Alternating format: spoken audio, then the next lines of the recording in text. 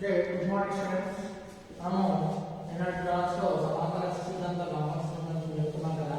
So కానీ మనకు అసలు ఈ మనకు 30% సిలబస్ తీసేసారు కదా. అందులో ఈ సమాంతర సిద్ధాంతం లాప్లాస్ సిద్ధాంతం అనే టాపిక్ అనేది తీసేయడం జరిగింది. సో అది కొంచెం నేను నెగ్లెక్ట్ చేసిన పర్లేదు, ఓకేనా. సో ఈరోజు మనకు కొన్ని ప్రాబ్లమ్స్ ఉన్నాయి. ఆ ప్రాబ్లమ్స్ మనము ఈరోజు చూద్దాం. Okay, right. క్వశ్చన్ 0.5 మీటర్ భుజం కలిగిన భుజం ఉన్న ఒక సమబాహు త్రిభుజం, ఒక సమబాహు త్రిభుజం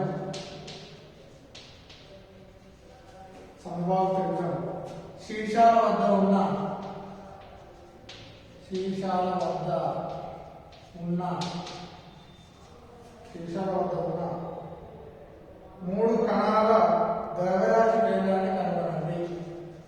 మూడు కణాల ద్రవ్యరాశి కేంద్రాన్ని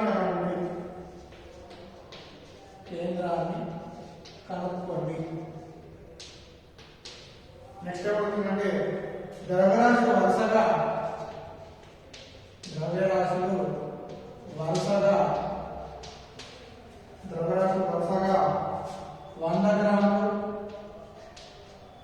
గ్రాములు, నెక్స్ట్ 150 గ్రాములు, ఓకేనా. 150 గ్రాములు,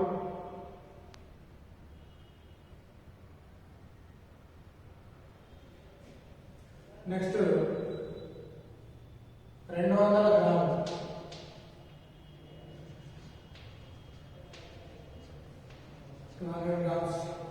ఓకేనా. సో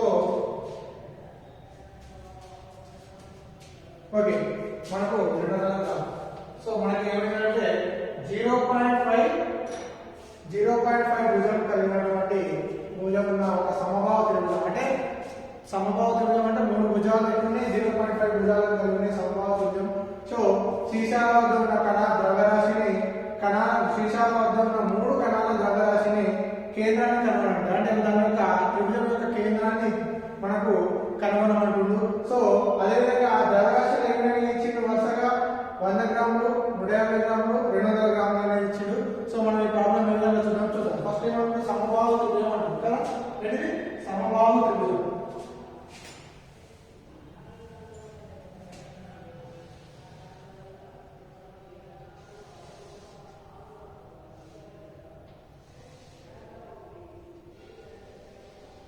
సో ఇది ఒక సమబాహు త్రిభుజం తీసుకుందాం, ఓకేనా. ఇది x యాక్సిస్, ఇది y యాక్సిస్, ఓకేనా. సో తీసుకున్నట్లయితే ద్రవ్యరాశి వరుసగా ఎన్ని గ్రాములు ఒక్కొక్క కణం ద్రవ్యరాశి మనము ఒకటి 100 గ్రామ్స్ అంటుంది, నెక్స్ట్ ఏమన్నా 150 గ్రామ్స్ అంటుంది, నెక్స్ట్ ఏమన్నా 200 గ్రామ్స్ అంటుంది, ఓకేనా. వాటి కణాల యొక్క ద్రవ్యరాశి వచ్చింది. అదేవిధంగా 0.5 భుజం అంటే ఒక్కొక్కటి 0.5 భుజం కదా. అంటే 0.5 ఇది 0.5 ఇది 0.5 మూడు సమబాహు త్రిభుజాల 0.5 త్రిభుజాన్ని మనం తీసుకున్నాం కదా. సో దీని యొక్క ఏమంటుందో కేంద్రాన్ని, 3 కణాల ద్రవ్యరాశుల కేంద్రాన్ని మనం కనుగొనాలి. అంటే ఈ కేంద్రాన్ని కనుక్కోవాలి. ఏంటిది? కేంద్ర భాగం అనేది మనం కనుక్కోవాలి. సో మనకు ఇక్కడ తీసుకున్నట్టయితే ఇక్కడ చూడండి, వాటి యొక్క ద్రవ్యరాశిని చెల్లు. సో దీన్ని ఏమంటున్నాం, ఓ బిందువు అనుకుందాం. నెక్స్ట్ దీన్ని ఏమంటున్నాం అంటే ఏ బిందువు అనుకుందాం. అదేవిధంగా దీన్ని బి బిందువు అనుకుందాం, ఓకేనా.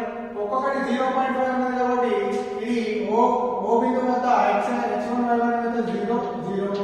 అదేవిధంగా ఇది ఎందుకు ఒక్కో భుజం ఎంత 0.5 కాబట్టి ఏ బిందువు వద్ద 0.5 0 యాక్సిస్ 0. అదేవిధంగా ఇక్కడ ఏంటంటే ఇది 0.5 సగం ఉంది, 0.5 సగం ఎంత అవుతుంది 0.25, సరేనా. 0.25. సో ఏ బిందువు బి బిందువు వద్ద ఏంటంటే 0.25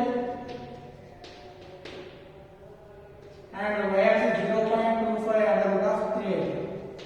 0.25 under root of 3. సో ఈ విధంగా అంటే వాడు ఇచ్చినటువంటి భుజం ఇచ్చేది ఒకటి ఇచ్చింది కాబట్టి భుజం మీద 0.5 ఇచ్చింది కాబట్టి ఒక్కో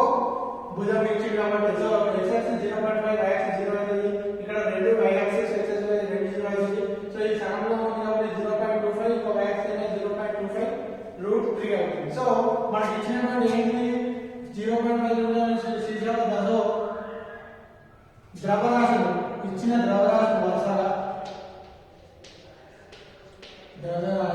వరుసగా ఏంటి ఫస్ట్ M1 ఇచ్చిండు 100 గ్రామ్స్ ఓకేనా నెక్స్ట్ M2 ఇచ్చిండు ఓకేనా ఎంత 150 గ్రామ్స్ నెక్స్ట్ M3 ఇచ్చిండు ఎంత 200 గ్రామ్స్ త్రిభుజం OAB అంటే త్రిభుజం OAB త్రిభుజం OAB నిరూపక అక్షరాలు వరుసగా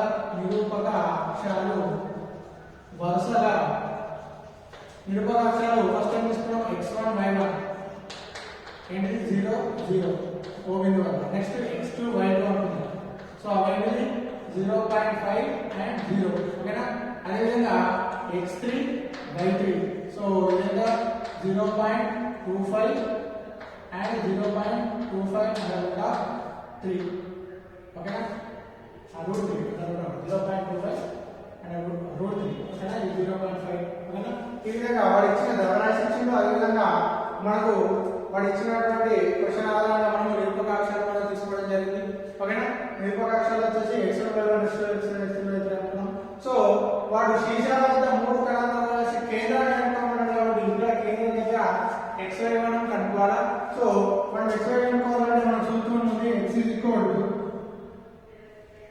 మన సూత్రం ఉంది m1x1 plus m2x2 plus m3x3 by m1 plus m2 plus m3 అనే ఫార్ములా ఉంది కాబట్టి అంటే మనకు వివిధ ద్రవ్యరాశి ఇచ్చినప్పుడు అదేవిధంగా వాటి యొక్క నిరూపకాక్షాలు తెలుసుకున్నట్టయితే వాటి యొక్క సూత్రము అంటే వాటి కేంద్రాన్ని కనుక్కోవడానికి సూత్రము m1x1 plus m2x2 plus m3x3 by m1x2 so ఈ సూత్రంలో మనం ఏం చేస్తున్నాం పైన ఇచ్చిన నియమాలను ప్రతిక్షేపిస్తున్నాం సో x చూడండి m1x1 కదా m1 అంటే ఎంత ఉంది 100 సో 100 ఇంటూ ఏంటిది m1x1 x1 ఎంత ఉంది 0 సో ఇది 0 ప్లస్ m2x2 అంటే ఎంత ఉంది 150 కదా 150 ఇంటూ x2 ఎంత ఉంది m1 m2 x2 కదా m2 x2 x1 y1 x2 ఎంత ఉంది 0.5 ప్లస్ నెక్స్ట్ m3 ఎంత ఉంది 200 ఇంటూ x3 ఎంత ఉంది 0.25 x3 x1 y1 x2 y2 so x1 x2 x3 x1 x2 x3 so 200 into ఎంత 0.25 బై మొత్తం m1 plus m2 plus m3 అంటే 100 ప్లస్ 150 ప్లస్ 200 కదా చూడండి x 100 ఇంటూ 0 అంటే 0 ప్లస్ 150 ఇంటూ 0.5 అంటే 75 అవుతుంది కాబట్టి క్యాలిక్యులేషన్ తీసుకోండి ఓకేనా 200 ఇంటూ 0.25 అంటే 50 అవుతుంది సో 50 బై నెక్స్ట్ 100 300 450 కదా 450 సార్ ఎట్లా చేస్తారు మనం జరుగుతుందంటే 150 ఇంటూ 0.5 సో 5/10 గా రాసుకోవచ్చు సో 0 క్యాన్సిల్ అయితే 15 75 ఓకేనా వచ్చిందా ఓకే నెక్స్ట్ ఈక్వల్ చూడండి 200 into 0.25 అంటే దీన్ని 25/100 రాసుకోవచ్చు కదా 0.25 సో 2 0 0 పోతే 22 2010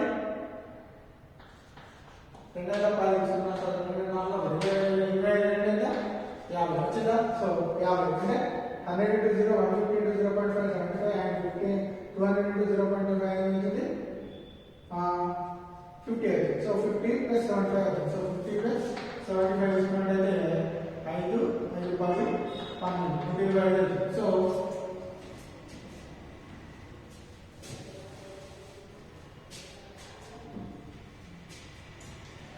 So x is equal 1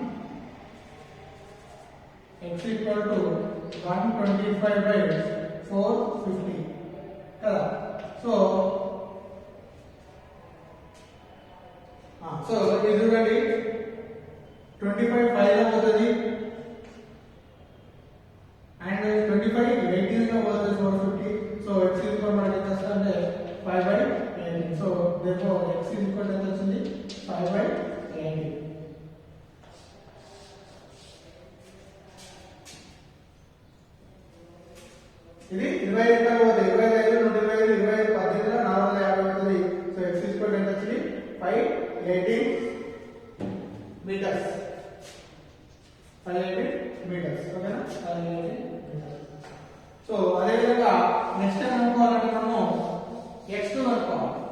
next ఏం కనుక్కోవాలా y కనుక్కోవాలి x నిరూపక అక్షరం కనుక్కున్నాం నెక్స్ట్ y నిరూపక అక్షరం కనుక్కున్నామంటే y కూడా సూత్రం ఉంది y కి so m1 y1 plus m2 y2 plus m3 y3 by m1 plus m2 plus m3 ఓకేనా m1 plus m2 plus m3 so ఇక్కడ చూడండి y equal to m1 y1 అంటే m1 ఎంత 100 into 0 అదే విధంగా m2 ఎంత 150 సో 150 into ఇది కూడా 0 అదే విధంగా m3 ఎంత 200 into 0.25 by మొత్తం ఎంత ఉంది m1 plus m2 plus m3 అంటే సేమ్ 100 plus 150 plus 200 ఓకేనా so y equal to 0 plus 0 plus 200 into 0.25 అంటే ఆల్రెడీ ఇక్కడ వచ్చింది 200 into 0.25 వచ్చింది 50 వచ్చిందా సో 50 by మిగిలినది 450 కదా 450 50 by 450 ఓకేనా so y equal to 50 by 450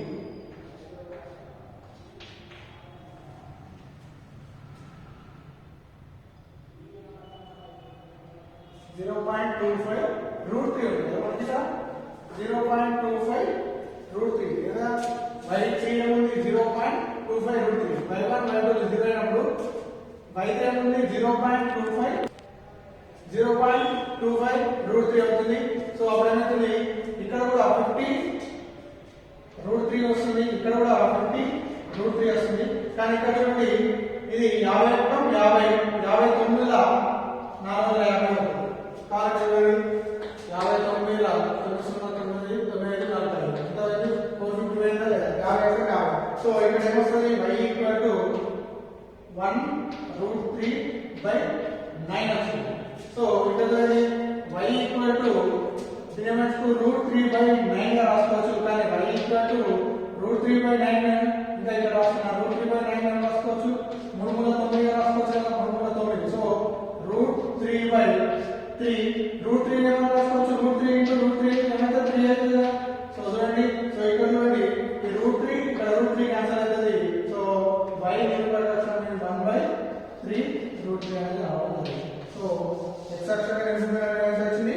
5/8 y అక్షరం నిరూపక ఎంత 1/3 root 3 రావడం జరిగింది సో ఇక్కడ కేంద్రం ఎంత వచ్చింది x అక్షరం నిరూపక x y నిరూపక అక్షరం కాబట్టి కేంద్రం ఈ మూడు భుజాల యొక్క కేంద్రం ఎంత వచ్చింది మనకు 5/8 ఒకటి 5/8 ఇంకోటి వచ్చేసి 1/3 root 3 అనేది రావడం జరిగింది ఈ విధంగా మనం అనేది 0.5 విధంగా ఏం చేస్తున్నాము ఒక సమబాహు త్రిభుజం శీర్షాల వద్ద ఉన్న మూడు కణాల యొక్క ద్రవ్యరాశి కేంద్రాన్ని కనుగొనండి సో ద్రవ్యరాశి వరుసగా 100 grams 50 grams 200 grams ఇచ్చినట్లయితే ఏ విధంగా కనుక్కోవడం అంటే ఫస్ట్ మనం సమబాహు త్రిభుజం తీసుకుని 100 grams 150 grams 200 grams వాటి యొక్క ఏమన్నాడు ద్రవ్యరాశి అన్నాడు సో వాటి యొక్క భుజం ఎంత ఇచ్చింది 0.5 కాబట్టి మూల బిందువు వద్ద వాటి యొక్క నిరూపక అక్షరాలు 0 అయితే ఎగ్జాక్షన్ దగ్గర 0.5 0 వచ్చింది నిరూపక అక్షరం అదేవిధంగా b బిందువు వద్ద నిరూపక అక్షరం మీద 0.25 root 3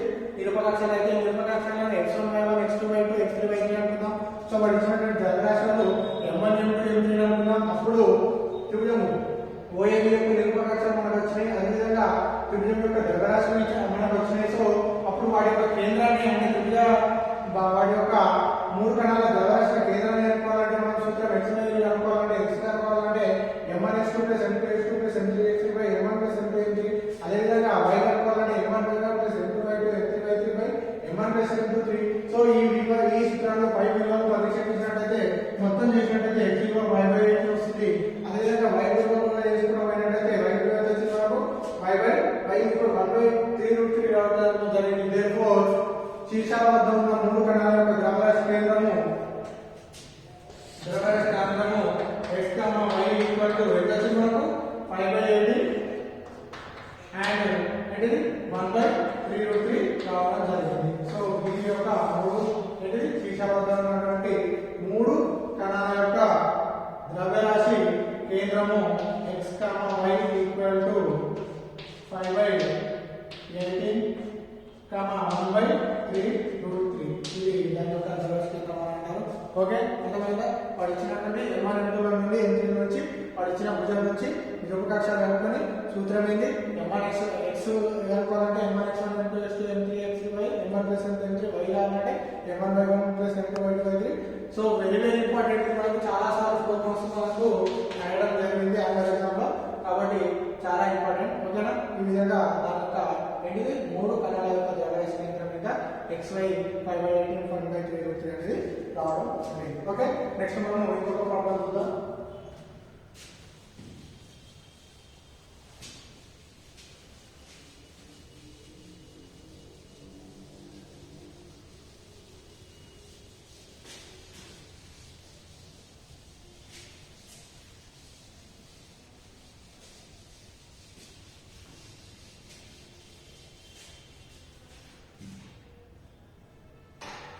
ఓకే, నెక్స్ట్ ప్రాబ్లం వచ్చేసి ఒక గతిపాలక చక్రం. సో గతిపాలక చక్రం అంటే ఎగిరే చక్రం, ఎగిరే చక్రం. గతిపాలక చక్రం 100 జౌల్స్ పని జరిగింది.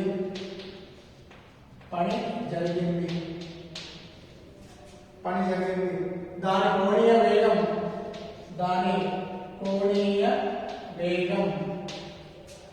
కోణీయ వేగం సో ఒమేగా ఇచ్చింది ఎంత? 60 rpm. అదేవిధంగా rpm నుంచి ఎంతకన్నా 180 rpm కి పెరిగింది. 180 rpm కి పెరిగింది. సో చక్ర జడత్వ భ్రామకాన్ని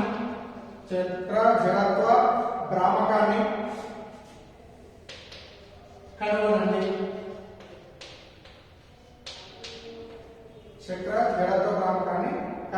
ఓకేనా? So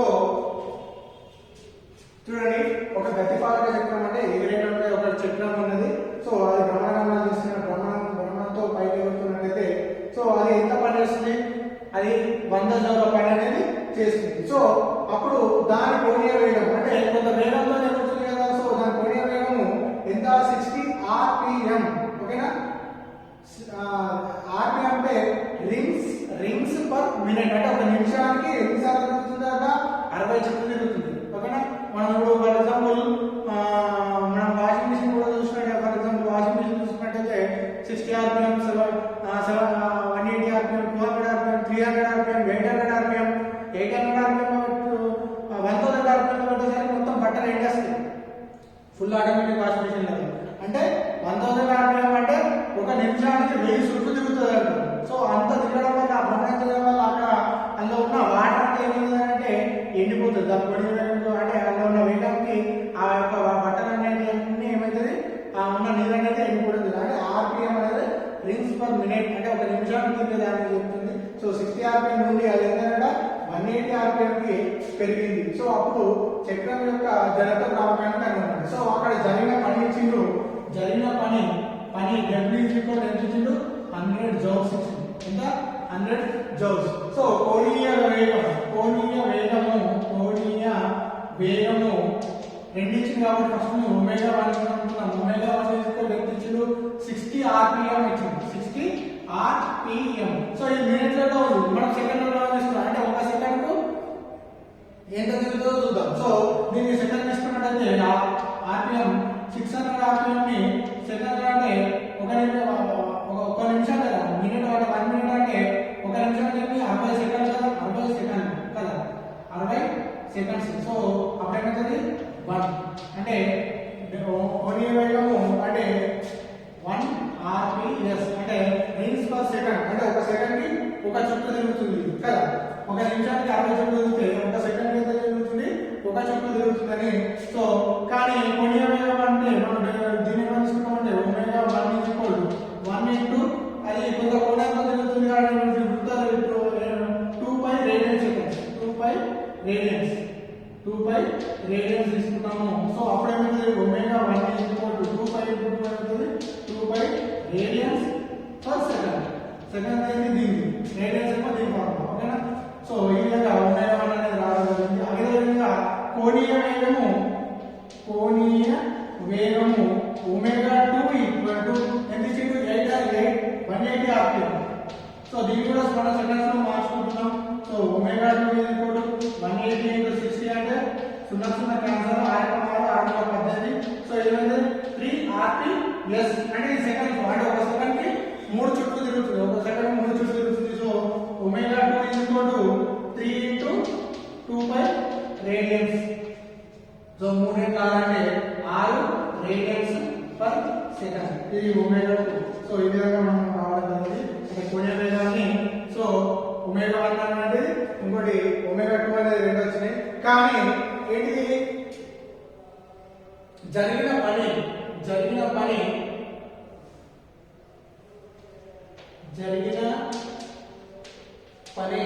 W is equal to ఏంటిది భ్రమణ గతిశక్తిలో భేదం.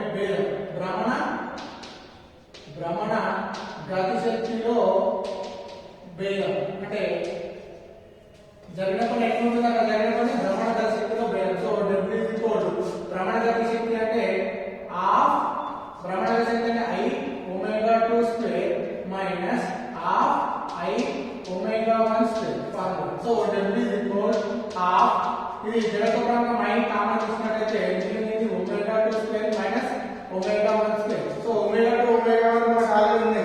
సో ఒమేగా 2 ఒమేగా 1 అలా ప్రతిక్షేపిద్దాం. సో జరిగిన పని half is equal to I omega 2 square అంటే ఒమేగా 2 స్క్వేర్ అంటే 2 పై రేడియన్స్ కదా. సో 2 పై స్క్వేర్ మైనస్ ఏంటిది 6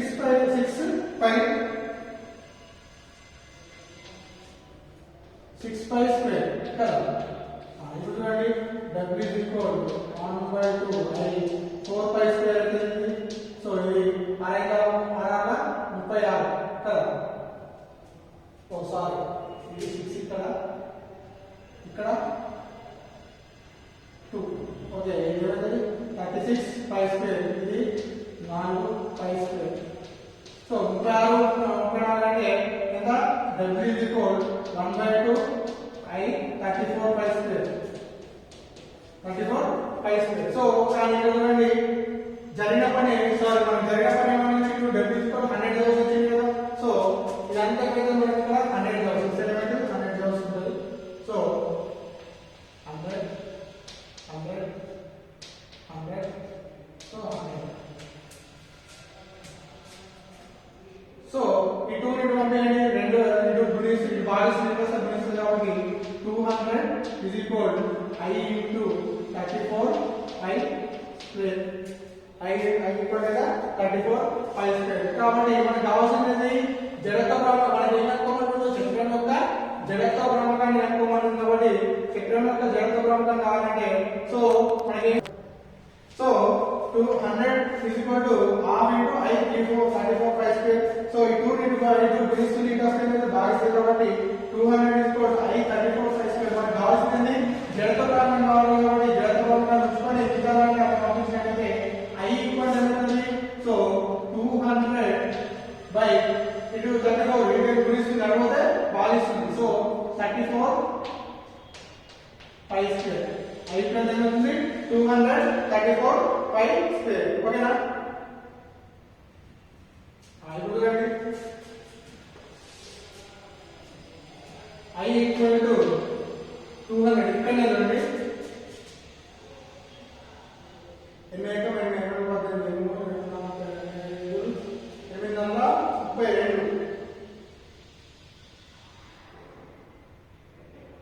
ఇది 34 కాదు 32.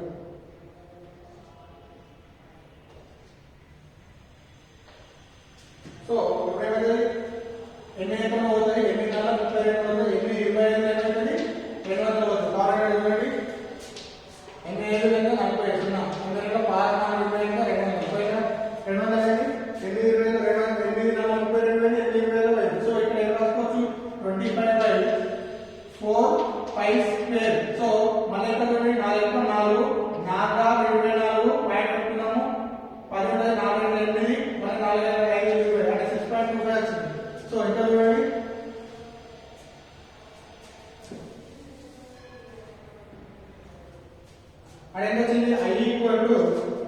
సో I ఈక్వల్ టు ఎంత వచ్చింది 6.25 బై పై స్క్వేర్. పై కూడా మనకి ఏమో తెలుసు, పై ఈక్వల్ టు 3.14 అని తెలుసు కదా. 3.14 సో పై స్క్వేర్ అంటే 3.14 ఇంటూ 3.14 3.14 ఇంటూ 3.14 అంటే 6.25 బై ఎంత 3.14 ఇంటూ 3.14 అంటే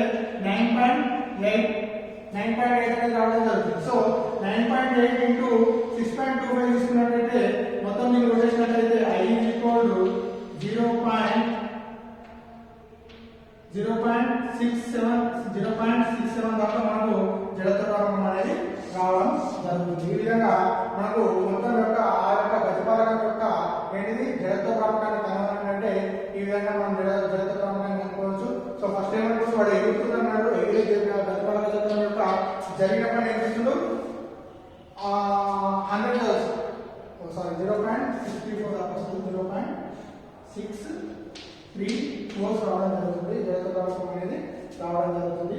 సో కిలోగ్రామ్ మీటర్ పర్ దీని ప్రమాణం వచ్చి కిలోగ్రామ్ మీటర్ స్క్వేర్ రావడం జరుగుతుంది. సో ఫస్ట్ ఏంటంటే డబ్ల్యూస్కో జరిగిన పని ఇచ్చిండు, కానీ మనకు ఒమేగా 1 ఇచ్చిండు, ఒమేగా 2 ఇచ్చిండు, కానీ అది ఒక అనేది భ్రమణం చేస్తుంది కాబట్టి దాని యొక్క రేడియన్స్ ఏమైతే 2π రేడియన్స్ అనేది రావడం జరుగుతుంది. సో ఒమేగా 1 ఏం చేస్తున్నాము సెకండ్ 1 rpm 1 rps లో మార్చుకున్నట్లయితే 1 నిమిషం కాబట్టి సెకండ్ లో మార్చుకుంటే 60 సెకండ్లు అవుతుంది. 60/6 ఏమవుతుంది 1 rps అవుతుంది. ఇక్కడ కూడా అదేవిధంగా మిగిలినది 2π రేడియన్స్ తో భాగించినట్లయితే ఒమేగా 1 2π రేడియన్స్ తో భాగించినట్లయితే m1 2π రేడియన్స్ పర్ సెకండ్ అవుతుంది. అదే ఒమేగా 2 కూడా తీసుకొస్తున్నాం. సో ఈ విధంగా ఒమేగా 1 అండ్ ఒమేగా 2 వచ్చిన తర్వాత జరిగిన పని ఏంటి భ్రమణ శక్తిలో భేదంలో మార్పులో తేడా ఉంటుంది కాబట్టి జరిగిన పని W I omega 2 square minus I omega 1 square. మనకు వచ్చిన ఒమేగా 2 ఒమేగా 1 విలువలను ప్రతిక్షేపించినట్లయితే మొత్తం మనకు జరిగిన పని ఎంత 100. సో అది క్యాలిక్యులేషన్ చేసుకున్నట్లయితే మనకు కావాల్సింది జడత్వకం కాబట్టి I తీసుకొని ఆ 200 పంపిస్తే 200/32 స్క్వేర్ అవుతుంది. సో 32 మనము కొట్టేసినట్లయితే 8×32 8×20 అవుతాయి, 200 అవుతుంది. మిగిలినది 25/4 స్క్వేర్ అవుతుంది. 4×24 6.25 అవుతుంది, 4.4 అవుతుంది. సో 6.25 పై స్క్వేర్ ఉంది కాబట్టి 3.14 into 3.14. సో 3.14 విలువ దాదాపు 9.8 విలువ వస్తుంది. సో దీన్ని మొత్తం కొట్టేస్తే ఈ పాయింట్ చేసినట్లయితే 90/625 వస్తుంది. సో అప్పుడు 0.635 కిలోగ్రామ్ మీటర్ పర్ స్క్వేర్ అనేది దీని యొక్క ప్రతిపాదకం యొక్క ఏంటి ఒక సెకండ్ యొక్క జడత్వకం అనేది రావడం జరుగుతుంది. Okay right. ఈ విధంగా ఇది కూడా చాలా ఇంపార్టెంట్. ఇది కూడా మనకు 4 మార్క్స్ చాలా విన్నటువంటి క్వశ్చన్. ఓకేనా. మనము ఇంకొకటి 4 మార్క్స్ క్వశ్చన్ ఇంకొక క్వశ్చన్ ఉంది, ఆ క్వశ్చన్ మనము చెప్పుకుందాం. ఓకే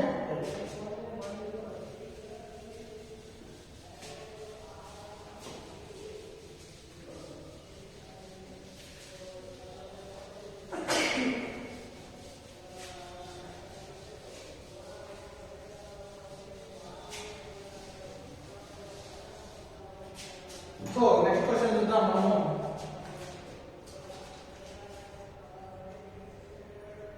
వంద సెంటీమీటర్ భుజం కలిగిన 100 సెంటీమీటర్ భుజం కలిగిన 100 సెంటీమీటర్ భుజం కలిగిన ఒక సమబాహు త్రిభుజం శీర్షాల వద్ద ప్రతిదీ 100 ద్రవ్యరాశి 100 గ్రామ్స్ ద్రవ్యరాశి ఉంది 3 కణాలు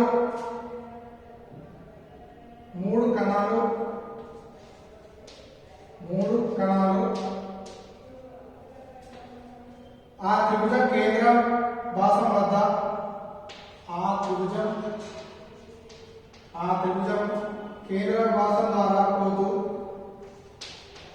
కేంద్ర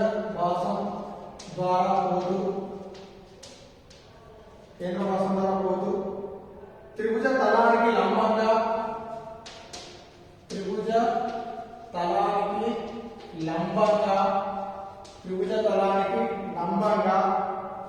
ఉన్న అక్షం పరంగా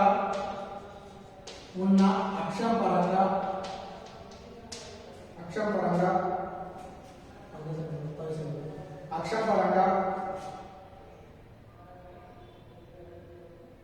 ఈ వ్యవస్థ జడత్వ భ్రామకాన్ని కనుగొనండి. ఈ జడత్వ భ్రామకాన్ని ఈ వ్యవస్థ జడత్వ భ్రామకాన్ని కనుగొనండి.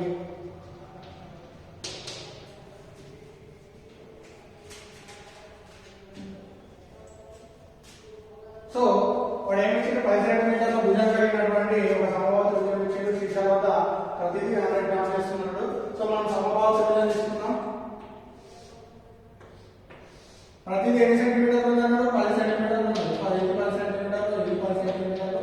సో ఇది కూడా 10 సెంటీమీటర్లు అన్నాం. సో వీటిని ఏ బి సి సమబాహు త్రిభుజం అనుకున్నాం. సో ఈ విధంగా కేంద్ర భాగంలో పోతున్నాడు. సో పోతున్నట్టయితే దాని యొక్క m is equal ఇచ్చింది. m is equal ఎంత ఇచ్చిందమ్మా? m is equal to 100 grams ఇచ్చింది కదా. m is equal ఎంత ఇచ్చిండు?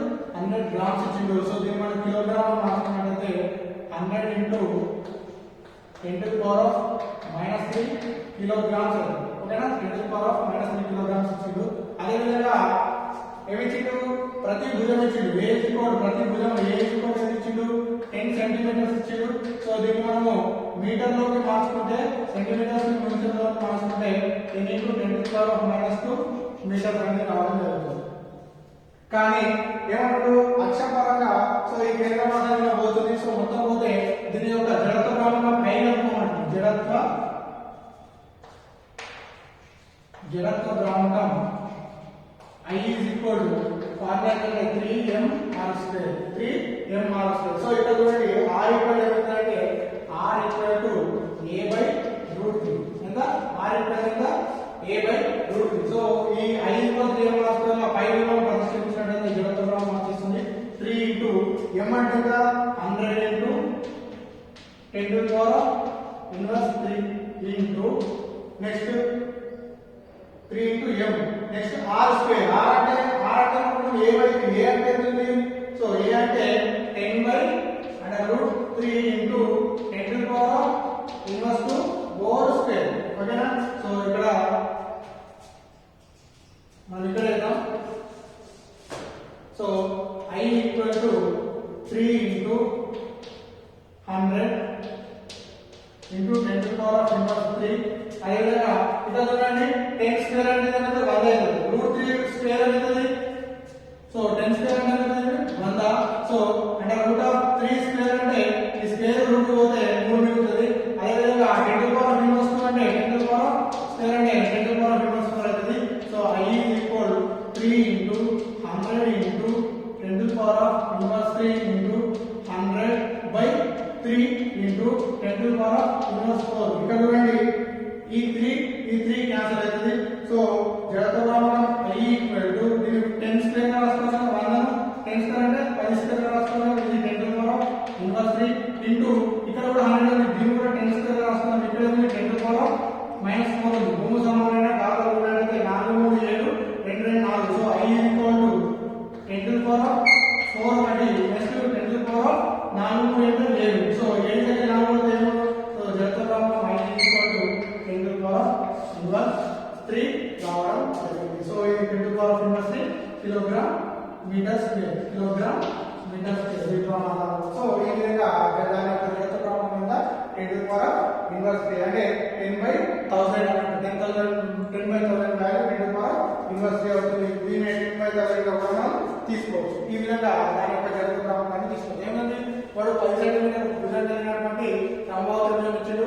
సో ప్రతిదీ 100 గ్రామ్ ద్రవ్యరాశి కలిగి ఉండి త్రిభుజ కేంద్ర పదాలకు పోతూ త్రిభుజ తలానికి లంబంగా ఉన్న అక్షం పరంగా దాని యొక్క జడత్వ భ్రామకం I కనుక్కోమన్నాడు. సో దాని యొక్క జడత్వ భ్రామకం I అంటే వాడు ఇచ్చింది m is equal 100 గ్రామ్స్ ఇచ్చిండు. సో మనం దాన్ని ఏం చేసుకుంటున్నాము? కిలోగ్రామ్స్ లో మార్చుకుంటున్నాం. నెక్స్ట్ ఏం చేసిండు? 10 సెంటీమీటర్స్ ఇచ్చిండు. దాన్ని మళ్ళీ మీటర్లోకి మార్చుకుంటాం. అప్పుడు జడత్వ భ్రామకం ఫార్ములా అయింది I equal to 3mr². కాబట్టి I ఈక్వల్ టు జడత్వ భ్రామకం త్రిభుజం కాబట్టి యాక్చువల్లీ I ఈక్వల్ mr² కానీ సమబాహు త్రిభుజం కాబట్టి 3 into mr² రావడం జరుగుతుంది. సో కానీ r ఈక్వల్ మనకి ఏంటి? కానీ r ఈక్వల్ మనకి ఏం తెలుసు?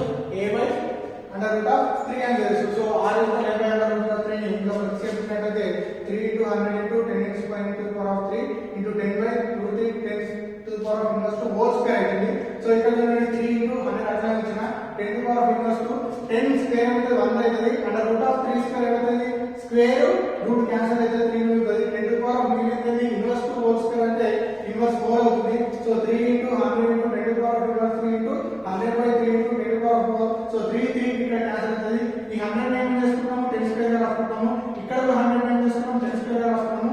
మిగిలింది 10 to the power of inverse 3 minus 10 to the power of inverse 4. So భూమి సమానమైన ఘాతాలు కాబట్టి ఇక్కడ 10 స్క్వేర్ ఇక్కడ 10 స్క్వేర్ అంటే 10 to the power of 4 అవుతుంది. ఇక్కడ 10 to the power of inverse 4 ఇక్కడ 10 to the power of inverse 3 అవుతుంది 10 to the power of inverse 7 అవుతుంది. సో ఇక్కడ మైనస్ సమానం ఇక్కడ ప్లస్ కూడా ఉంది. భూమి సమానమైన ఘాతాలు కూడా వచ్చి కాబట్టి ఎడిషన్ ఇలా తీసుకోవడం 10 to the power of inverse 3. So జడత్వ గుణకం అక్షపరంగా దాని యొక్క అవమాన అక్షపరంగా దాని యొక్క జడత్వ గుణకం I is equal to 10 to the power of inverse 3 kilogram metre square. ఈ విధంగా వెరీ ఇంపార్టెంట్ ఇది కూడా మనకు 4 మార్క్స్ రావడం జరుగుతుంది. ఇలాంటి క్వశ్చన్ అనేది ప్రతి మనకు చాలా సార్లు క్వశ్చన్ అడగడం జరిగింది. ఓకేనా ఈ రోజు ఇంతటితో ఈ ప్రాబ్లమ్స్ కంప్లీట్ చేద్దాం. రేపు దీనికి సంబంధించిన ఇంకో కొన్ని క్వశ్చన్స్ ఉన్నాయి. అదేవిధంగా ఇందులో ఉన్న 2 మార్క్స్ కూడా ఉన్నాయి. ఆ 2 మార్క్స్ కూడా మనం